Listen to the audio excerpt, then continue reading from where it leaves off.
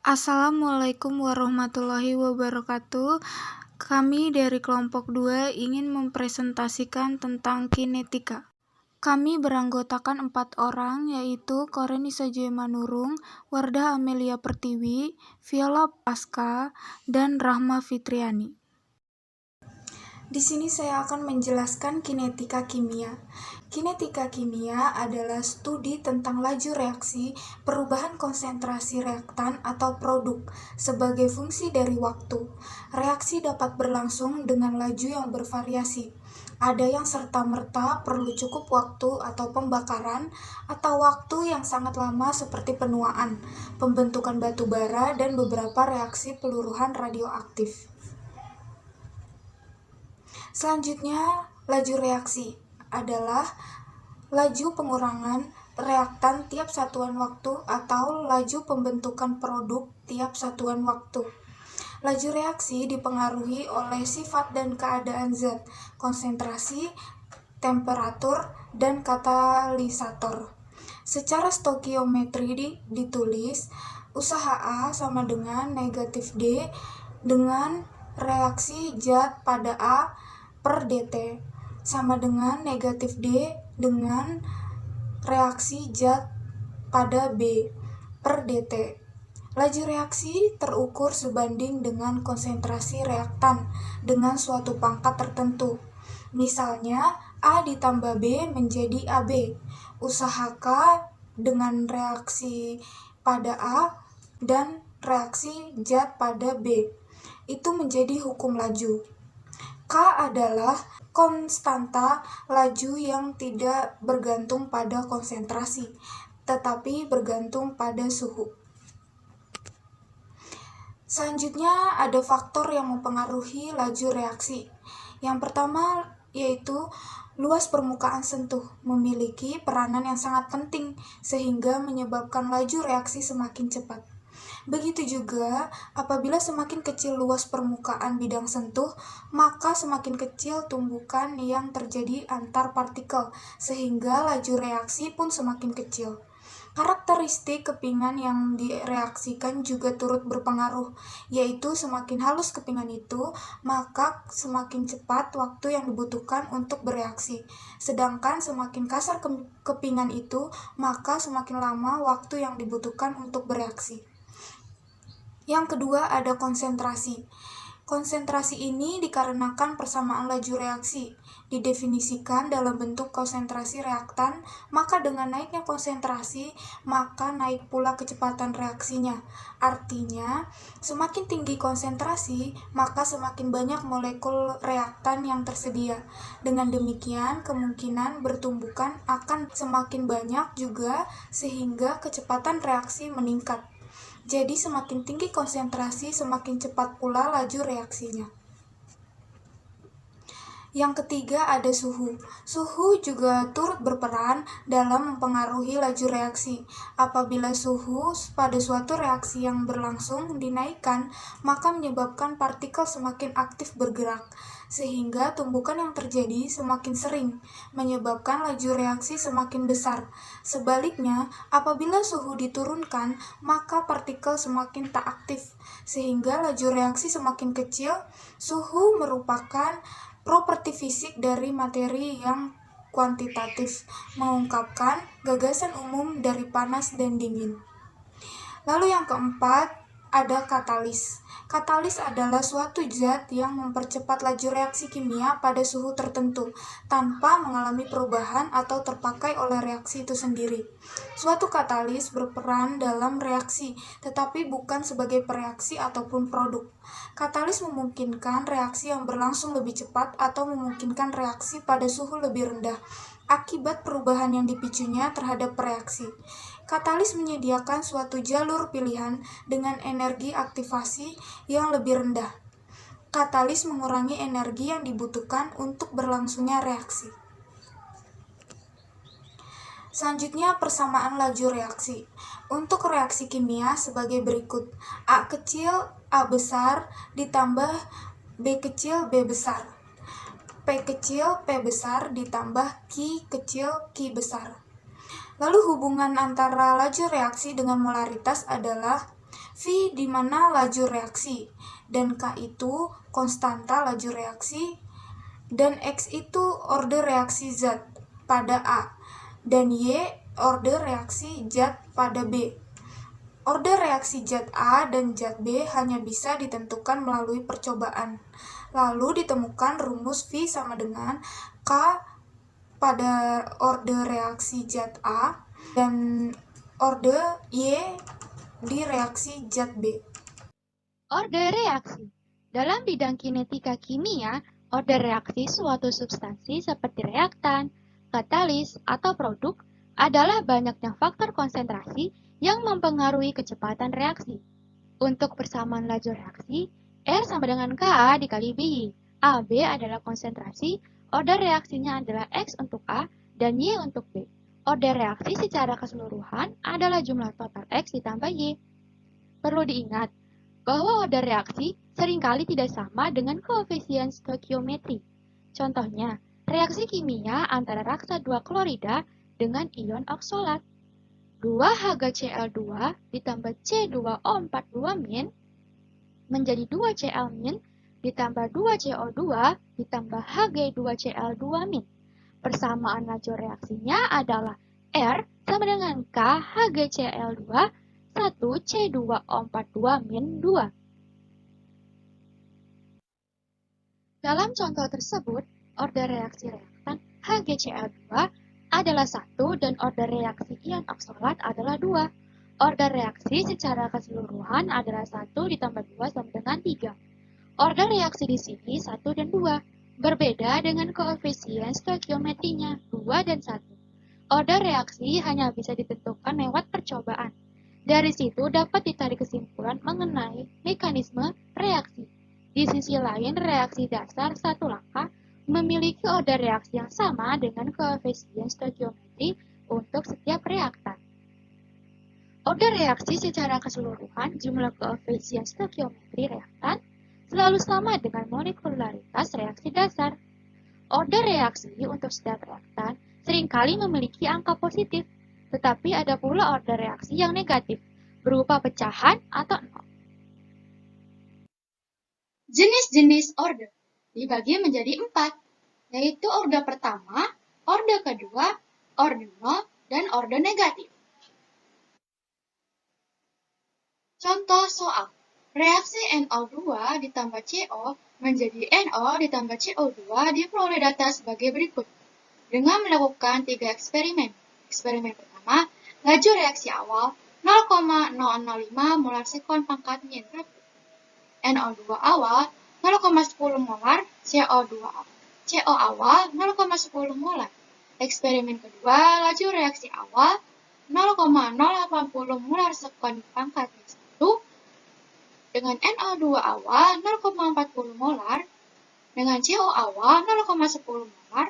Eksperimen ketiga, laju reaksi awal 0,005 molar sekon pangkat min 1 dengan NO2 awal 0,10 molar dengan CO awal 0,20 molar. Contoh soal. Berdasarkan data eksperimen reaksi tersebut, tentukan order reaksi terhadap NO2, order reaksi terhadap karbon monoksida, order reaksi total, konstanta laju reaksi ketika NO2 sama dengan 0,40 molar dan CO sama dengan 0,40 molar. Penyelesaian yang pertama. Order reaksi terhadap gas NO menjadi percobaan pertama dan ketiga. Br2 tetap dengan rumus V3 per V1 sama dengan KNO pangkat X3 per KNO pangkat X1. V3 yaitu 4,80 dikali 10 pangkat min 3 per V1 yaitu 1,20 dikali 10 pangkat min 3. Sama dengan 0,20 per 0,10 pangkat X. 4 sama dengan 2 pangkat X. X sama dengan 2. X tersebut merupakan order. Jadi, order reaksi terhadap gas NO adalah 2. Baik, selanjutnya penyelesaian kedua yaitu order reaksi terhadap gas Br2. Pada percobaan pertama dan kedua, NO hasilnya tetap. V2 dibagi V1 sama dengan K Br2 pangkat Y dibagi K Br2 pangkat Y. Bisa kita masukkan nilainya 2,40 kali 10 pangkat min 3 dibagi 1,20 kali 10 pangkat min 3. Hasilnya 2,40 per 1,20 pangkat Y. Kemudian 2 sama dengan 2Y. Dapat kita hasilkan Y sama dengan 1. Jadi order reaksi terhadap BR adalah 1. Order reaksi keseluruhannya ialah X tambah Y sama dengan 2 tambah 1 sama dengan 3. Untuk menghitung konstanta laju, digunakan salah satu data eksperimen di atas. Misalnya eksperimen pertama. V1 sama dengan KNO2 pangkat 2. Untuk mencari K, kita pindah ruas dengan V1 dibagi NO2 pangkat 2. K sama dengan 0,05 per 0,10. K sama dengan 0,5 molar pangkat min 1 second pangkat min 1. Jadi konstanta laju reaksi sama dengan 0,5 molar pangkat min 1 per second pangkat min 1. Laju reaksi ketika NO2 0,40 molar dan CO 0,40 molar. Dengan rumus V K NO2 kali 2, kita masukkan nilainya dan 0,5 dikali 0,40 kali 2, hasilnya 0,08 sama dengan 8 dikali 10 pangkat min 2 molar per second pangkat min 1. Jadi laju reaksi NO2 adalah 8 kali 10 pangkat min 2 molar second pangkat 1. Untuk selanjutnya, pengaruh suhu terhadap laju reaksi. Apa sih pengaruh suhu terhadap laju reaksi? Suhu adalah bentuk energi yang dapat diserap oleh masing-masing molekul per reaksi. Ketika suhu zat-zat yang akan bereaksi ditingkatkan, maka energi partikel akan semakin besar. Energi ini digunakan oleh molekul-molekul bereaksi untuk bergerak lebih cepat. Jadi, adanya kenaikan suhu akan mengakibatkan gerakan molekul bereaksi menjadi lebih cepat.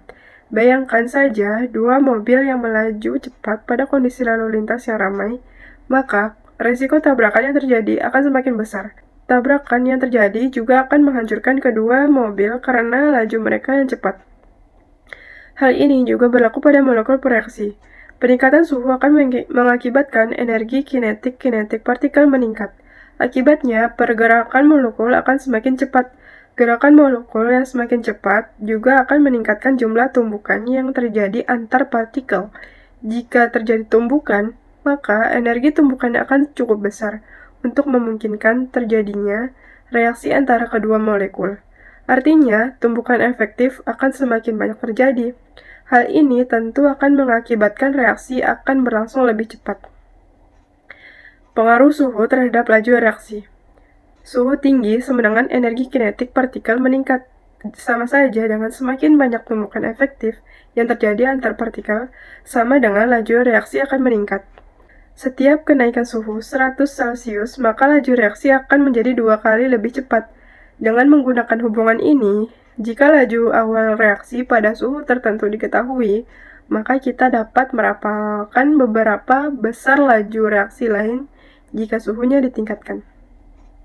V2 sama dengan V1 dikali N delta T per 10. Atau jika yang diketahui adalah waktu tempuh reaksi, kita dapat menggunakan rumus T2 sama dengan T1 dikali 1 per N delta T per 10. Dengan keterangan V1 sama dengan laju reaksi awal pada suhu T1. V2 laju reaksi akhir pada suhu T2. T1 waktu reaksi awal pada suhu T1. T2 waktu reaksi akhir pada suhu T2. N kenaikan laju reaksi. Delta T perubahan suhu sama dengan T2 dikurang T1. Harga N tergantung berapa kali kenaikan laju reaksinya. Jika pada soal tertulis 2 kali semula, maka harga N sama dengan 2. Jika 3 kali semula, maka harga N sama dengan 3. Dan begitu seterusnya. Angka 10 pada pembagi perubahan suhu juga tergantung pada soal. Misalnya, jika setiap kenaikan 10 derajat, maka angka 10 kita pakai. Tetapi, jika dalam soal tertulis setiap kenaikan 20 derajat, maka angka 20 yang kita pakai, dan begitu seterusnya. Jadi, kalau misalnya di penyelesaian, pertama yang harus kita ingat, bahwa suhu akan mempercepat laju reaksi. Reaksi cepat, maka waktu tempuh reaksi akan semakin dikit. Di sini diketahui bahwa N sama dengan 3, T1 sama dengan 30 derajat Celcius, dan T2 sama dengan 90 derajat Celcius. Delta T sama dengan 90 dikurang 30 sama dengan 60. T1 sama dengan 3 menit. Berapakah T2-nya? Di sini kita akan mencari T2-nya. T2-nya diketahui dengan rumus T1 dikali 1 per N delta T dikali delta T per 10. Sama dengan, kita masukin T1-nya 3, dengan N-nya juga 3, delta T-nya 60, dibagi 20. Jadi, 3 kali 1 per 3 kali 3.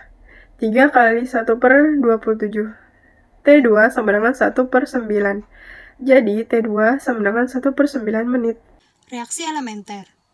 Reaksi elementer, atau terkadang disebut pula reaksi dasar, adalah suatu reaksi kimia di mana satu atau lebih spesies kimia bereaksi langsung untuk membentuk produk dalam satu tahap reaksi tunggal dan dengan satu keadaan transisi. Dalam praktiknya, reaksi diasumsikan elementer jika tidak ada zat antara reaksi yang telah terdeteksi atau perlu didalilkan untuk menggambarkan reaksi pada skala molekuler. Reaksi yang tampaknya elementer sebenarnya adalah sebuah reaksi bertahap, yaitu melalui tahapan reaksi kimia yang rumit dengan intermediate reaksi pada variabel masa hidup. Dalam suatu reaksi elementer unimolekuler, suatu molekul A terdisosiasi atau mengalami isomerisasi untuk menghasilkan produk A sama dengan produk. Pada suhu konstan, laju dari reaksi tersebut sebanding dengan konsentrasi spesies A. dA dibagi dt sama dengan min Ka. Dalam suatu reaksi bimolekuler, dua atom, molekul, ion atau radikal A dan B bereaksi bersama untuk menghasilkan produk A ditambah B sama dengan produk. Laju reaksi tersebut pada suhu konstan sebanding dengan perkalian konsentrasi spesies A dan B. dA dibagi dt sama dengan dB dibagi dt sama dengan min Ka B. Ekspresi laju bagi reaksi elementer bimolekuler terkadang dirujuk sebagai hukum aksi massa, sebagaimana yang diusulkan oleh Goldberg dan Weck pada tahun 1864. Contoh dari reaksi jenis ini adalah reaksi sikloadisi. Ekspresi laju ini dapat diturunkan dari prinsip pertama dengan menggunakan teori tumbukan untuk gas ideal. Untuk kasus fluida encer, hasil yang setara telah diperoleh dari argumen probabilistik sederhana. Menurut teori tumbukan, probabilitas tiga spesies kimia bereaksi bersamaan satu sama lain dalam suatu reaksi elementer termolekuler dapat diabaikan. Oleh karena itu, reaksi termolekuler semacam itu biasa disebut reaksi non-elementer dan dapat dipecah menjadi seperangkat reaksi bimolekuler yang lebih mendasar sesuai dengan hukum aksi massa. Tetapi, tidak selalu dimungkinkan untuk mendapat skema reaksi secara keseluruhan. Namun, berdasarkan persamaan laju, dimungkinkan dalam hal keadaan tunak atau pendekatan Michaelis-Menten. Katalis adalah suatu zat yang mempercepat laju reaksi kimia pada suhu tertentu, tetapi tidak mengalami perubahan dan pengurangan jumlah. Laju reaksi katalis terjadi di permukaan luas pada fluida padat sehingga diterapkan pada material padat yang berpori. Dalam reaksi kimia, katalis tidak berperan sebagai pereaksi kimia maupun produk. Katalis yang umumnya digunakan adalah ion logam dengan metode impregnasi untuk menghasilkan valensi nol dan situs-situs asam selama proses reduksi. Peran katalis adalah meningkatkan unjuk kerja katalitik material padat. Fenomena alami hidrolisis lemak atau minyak. Enzim lipase menjadi katalis bagi trigliserida yang menyebabkan hidrolisis pada lemak atau minyak. Hidrolisis lemak atau minyak terjadi akibat adanya bakteri di udara yang mengandung enzim lipase. Pada suhu kamar dan udara lembab, hidrolisis lemak atau minyak menimbulkan bau tengik dan cita rasa yang tidak enak apabila dibiarkan pada udara lembab pada suhu kamar. Kegunaan. Yang pertama ada esterifikasi dan interesterifikasi, yang kedua pembuatan sel bahan bakar, yang ketiga reaksi alkilasi Friedel-Crafts, yang keempat fermentasi, yang kelima sintesis tabung nanokarbon. Sekian dari kelompok kami, terima kasih.